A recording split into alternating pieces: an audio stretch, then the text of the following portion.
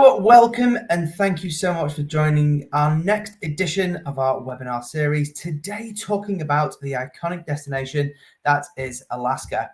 My name is David Craven and I am our field sales and key account manager here at Princess Cruises, and it is my absolute pleasure to talk about this destination here today.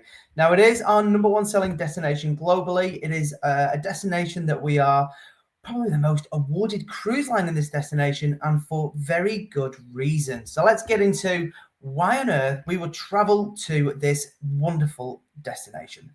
So why travel to Alaska? There are a number of reasons why people choose this as their cruising destination. One of the big ones is, of course, the wildlife. They want to go there to see Alaska's big five. They are bears, moose, caribou, Dall sheep, and of course, wolves. You've also got the marine mammals located in the region. You've got killer whales, you've got humpback whales, you've got seals, you've got otters, sea lions, dolphins, beluga whales. You've got birds. This is an amazing destination to see America's most famous bird, which is, of course, the American bald eagle. So much wildlife packed into this state, and if you time it right, you give yourself a very good chance to see an awful lot of it. Another reason why people choose this destination is for their glaciers. Now, probably the most famous glacier in this region is called Marjorie Glacier, and you can find her in Glacier Bay National Park. That is considered one of the two must-see, must-do things in this region. It isn't just Marjorie though. We've got College Fjord, home to 27 different glaciers. We've got Hubbard Glacier, which is the largest glacier in North America, as well as Dawes Glacier, Mendenhall Glacier. There are so many glaciers to see. And of course, like I said, Glacier Bay National Park, Marjorie Glacier, one of the two must-see, must-do things.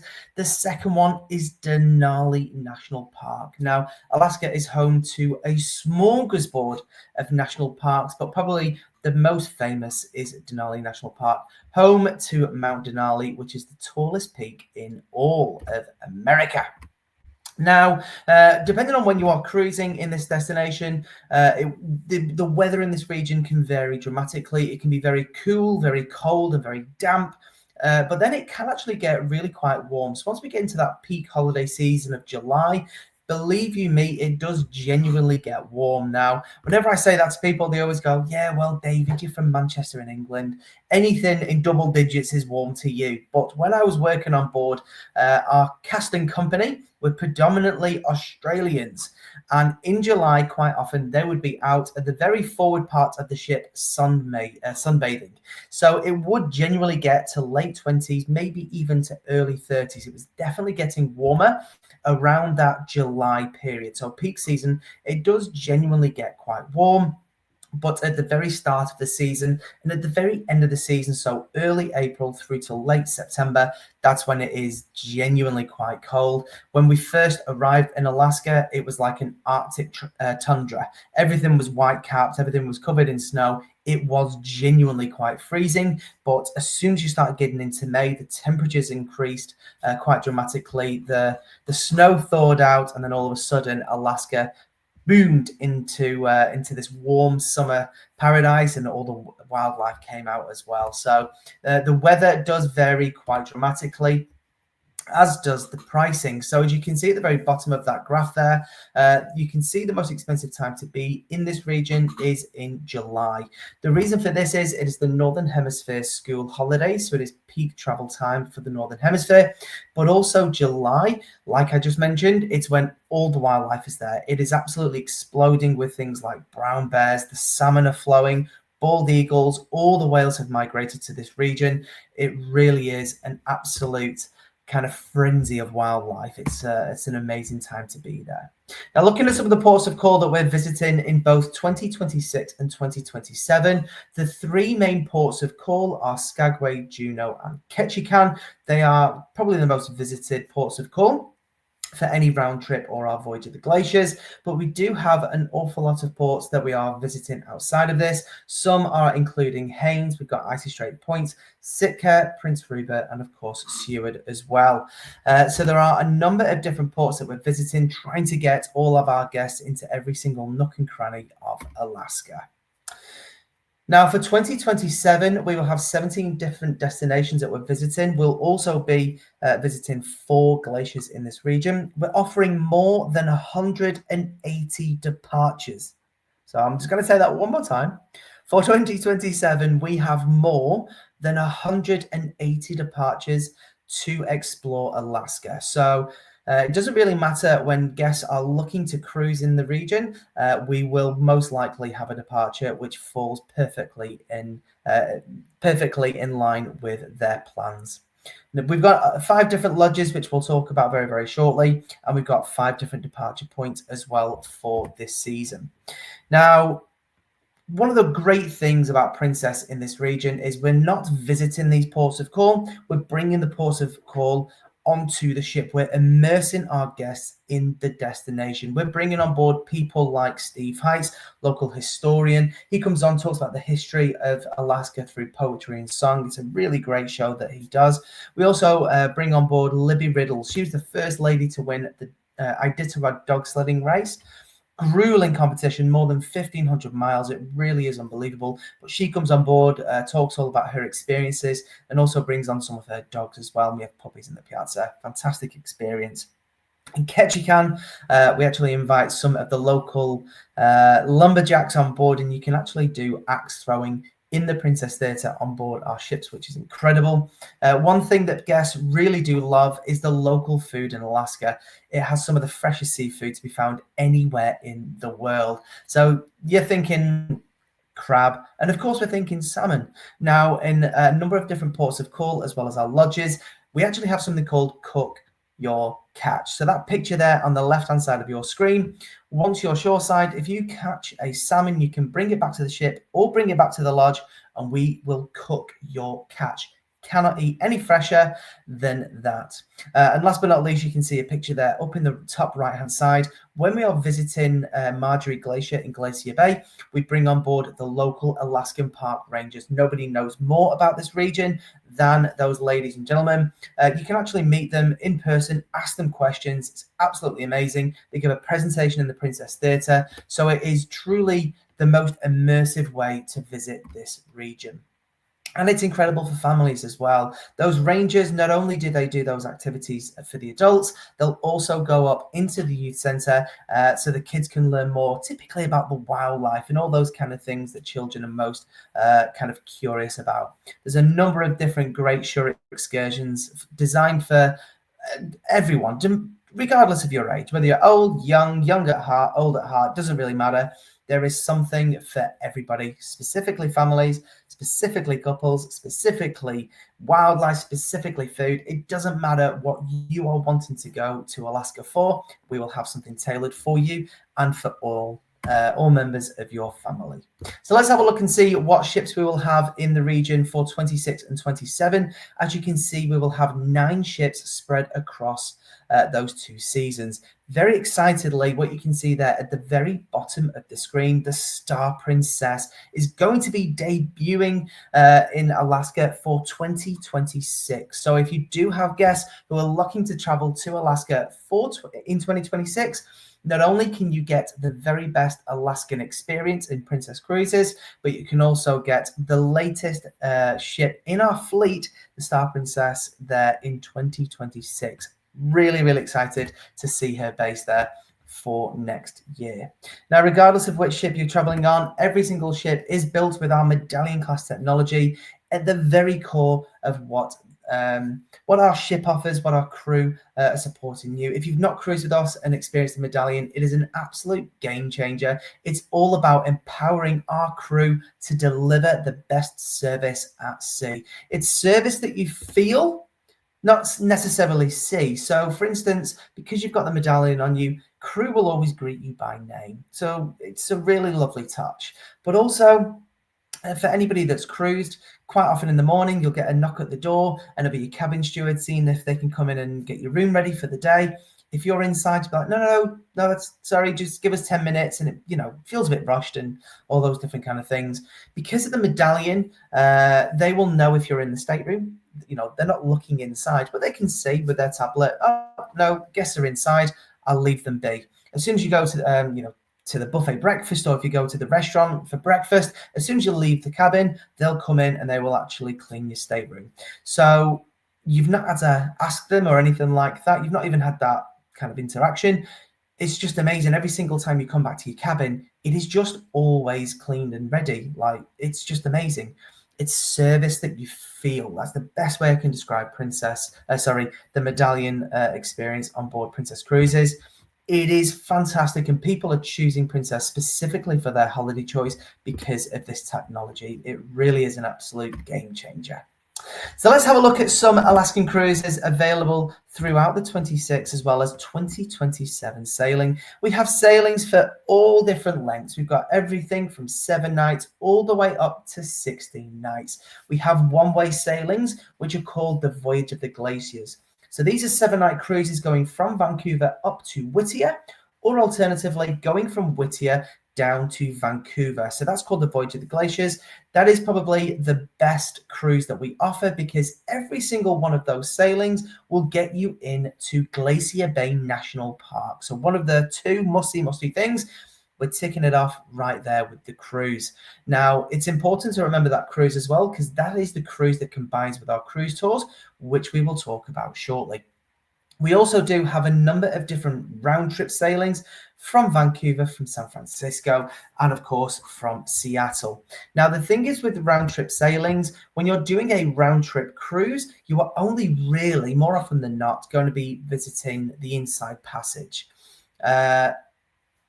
Obviously, it's iconic. When we're thinking of Alaska, most people's heads, they just go straight to the Inside Passage.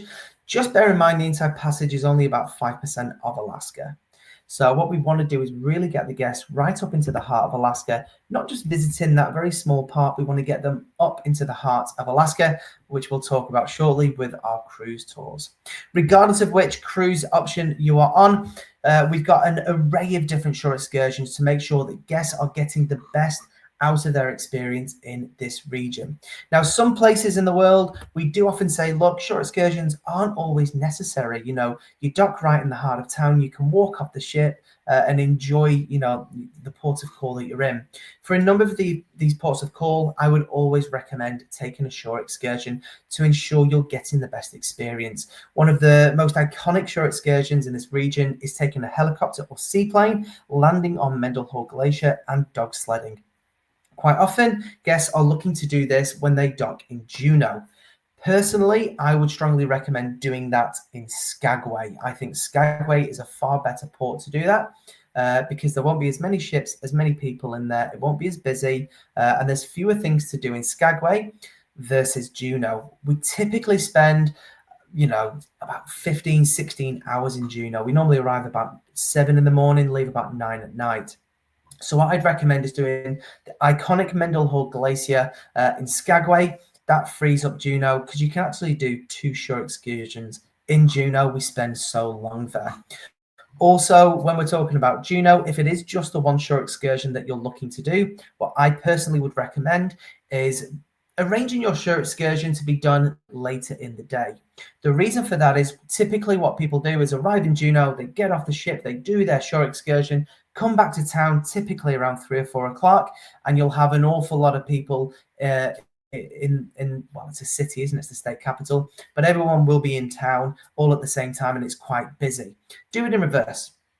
So instead of doing the shore excursion first, do it against the grain. So get off, enjoy everything that you can do with Juneau. You can go up to Mount Roberts with the cable car, go to the Red Dog Saloon, go to Viking Bar, you know, check out the city, check out the town, have some food.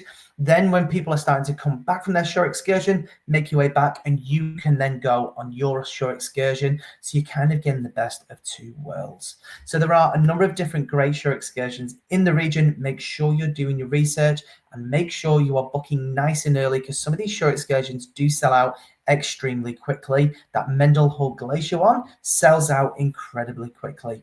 The reason is it is considered one of the top 50 must-do things in all of travel. Not just cruising, not just in Alaska, but globally, it is considered one of the top 50 must-do things in all of travel. And somebody who's done it, I would strongly recommend that you do that tour. It is absolutely amazing. Another great option there is that picture there where you can see that lady holding the crab.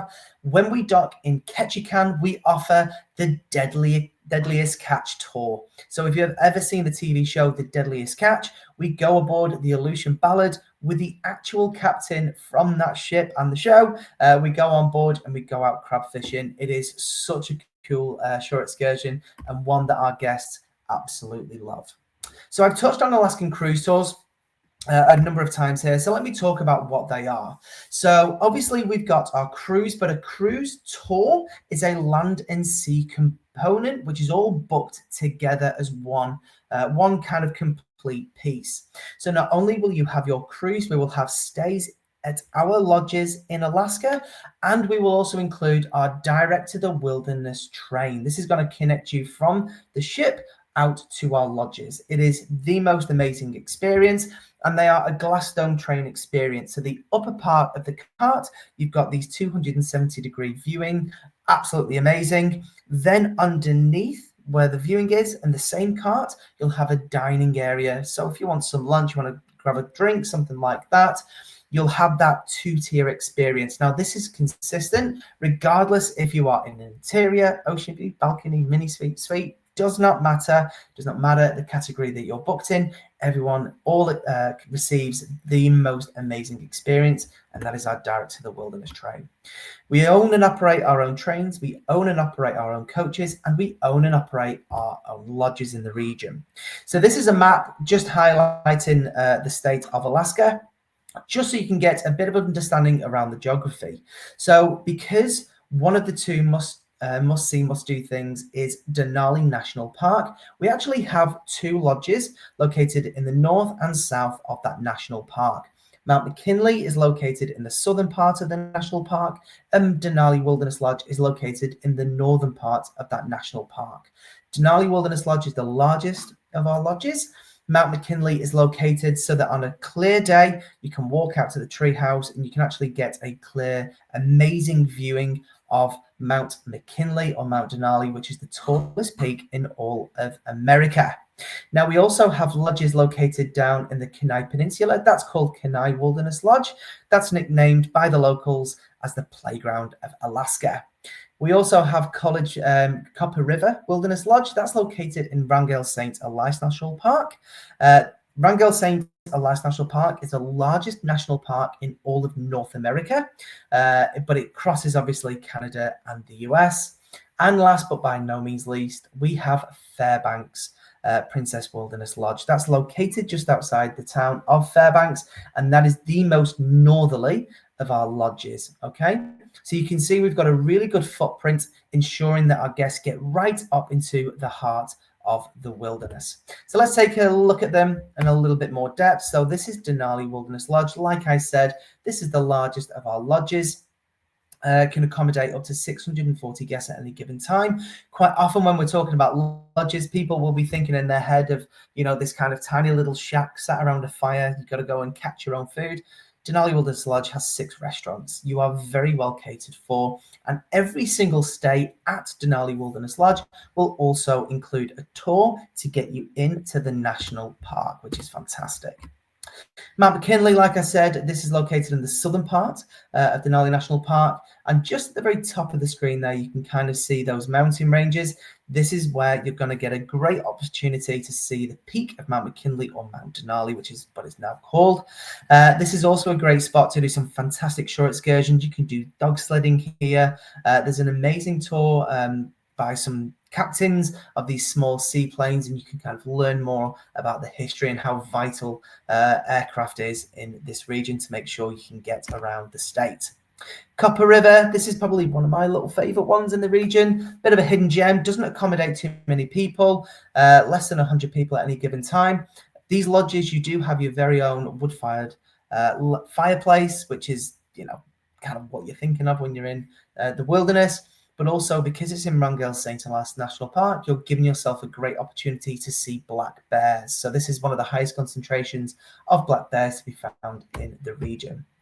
Canal Wilderness Lodge, again, similar size to the Copper River one, much, much smaller, but as you can see there, it's right there on the riverbank. So this is a great chance to do whitewater rafting, to get out and see things like glaciers and aquatic mammals. Really beautiful lodge. And then we've got Fairbanks Riverside Lodge. So this is located all the way up in the very heart of Alaska. And anytime you're staying here, if you're staying for one night, then we will include a steamboat paddle boat tour. So those beautiful kind of paddle boat, you know, with the rotating paddles at the very back. If you're there for one day, we'll include that tour. If you're there staying there for 2 days, not only do you get the Steamboat River tour, you will also get a Gold Dredge tour included in your stay here. So fantastic way to get some of the historical experiences that Fairbanks is famous for. This was very much part of the Gold Rush era. So just now we've kind of covered those lodges. Just to recap, you can see the Denali National Park, Denali Wilderness Lodge in the northern part, Mount McKinley in the southern. Down in the Kenai Peninsula, there's Kenai Wilderness Lodge, Copper River located just north of Valdez, and last but no means least, that Fairbanks Wilderness Lodge. And what we can actually offer from the Fairbanks Wilderness Lodge is a chance to go even further up into the Arctic Circle, so to the other side of Alaska. And if you're doing the very, very, very last tour of the season, right in the heart of September, you're giving yourself an opportunity to potentially see the Northern Lights. Now, there is no guarantee. It's Mother Nature. She doesn't guarantee anything. But if you're basically doing the very last tour of the season and guests are wanting to see this, do that Fairbanks stay. And what you want to do is do it as far into the end of the season as physically possible to give yourself a chance to see that. Now, our cruise tours for 2026 are called On Your Own, Denali Explorer, Off the Beaten Path, and Connoisseur. This has been the name of our tours for a number of years. Now, what we're trying to do, because I know that guests do find it somewhat confusing, as do trade, whenever you open up our brochures, it just seems an awful lot of numbers and letters, and it's quite confusing in different names. What we're trying to do is simplify everything. So for 2027, our cruise tour styles have different names. So the first one is Denali Essentials. This was formerly called On Your Own. These are 10 to 12 nights, and this is pretty much just including overnights in Denali, a little bit of rail, but that's it really. These aren't tours designed for the Australian and Kiwi market. It's a long way for us to visit. We want to kind of get more into the heart of Alaska, spending more time there. So the Denali Essentials isn't really aligned with this market. What we're looking at is the Denali Explorer. So that's that middle tab there. As you can see, it will include the Voyage of the Glaciers cruise. So it doesn't matter which way you wish to cruise. You can cruise from Vancouver up to Whittier and then do the land portion second, or depending on your travel itinerary, you can do the land portion first and then cruise south down to Vancouver. It is flexible depending on which way you would like to travel. Either way, if you're cruising north or south, you will always visit Glacier Bay National Park.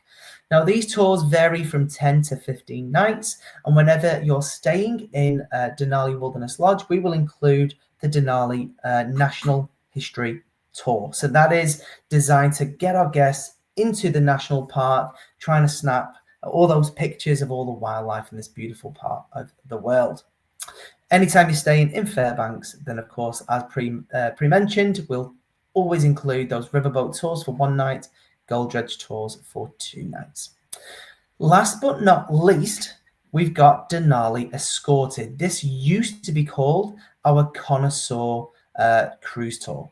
So this is where things are more immersive, more inclusive, more extensive. So here you can see the Denali Escorted range from 12 all the way up to 17 nights. Those 17 nights cruise tour options mean that you are spending 2 nights at every single one of our lodges, and then you have that 7 nights Voyage of the Glaciers cruise.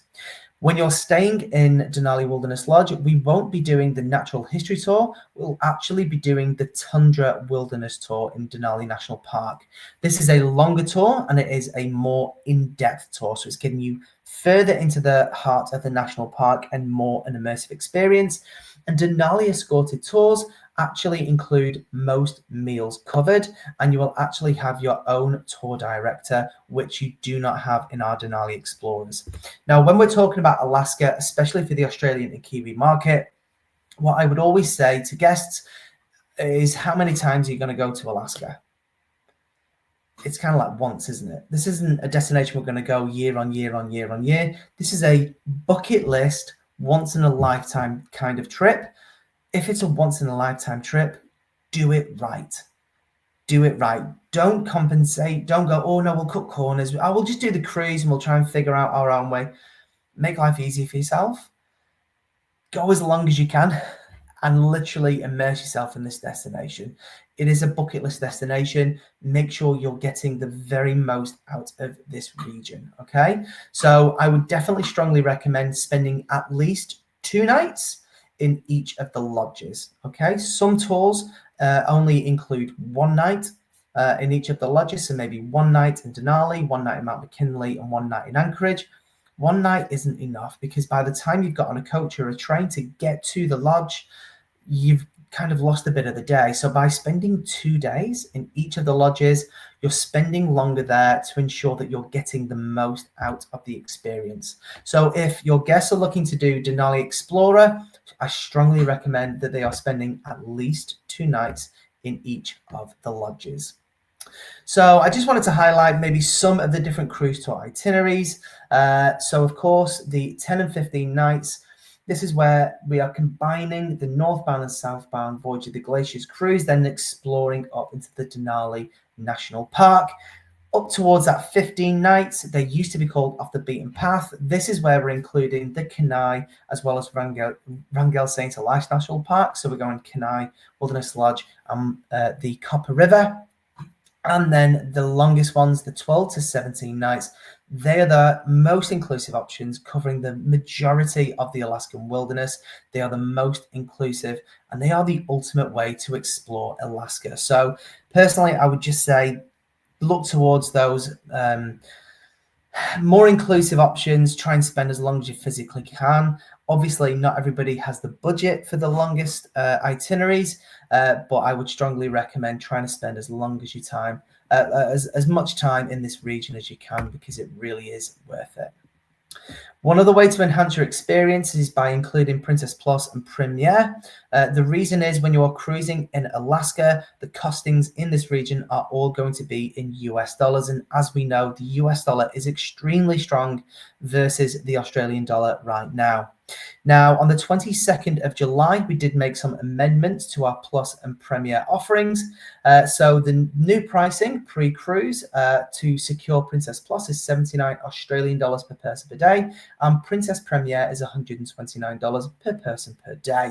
Now, these aren't just considering a drinks package. Quite often people just go, Plus is just a drinks package, Premier is just a drinks package. It is so much more. It is about including more of the things that guests purchased on board. If you're going to be purchasing things on board, it's going to be US dollars. It's going to be double the cost of AUD. You can make a big saving by locking in that Australian currency, by locking in Plus or Premier pre-cruise.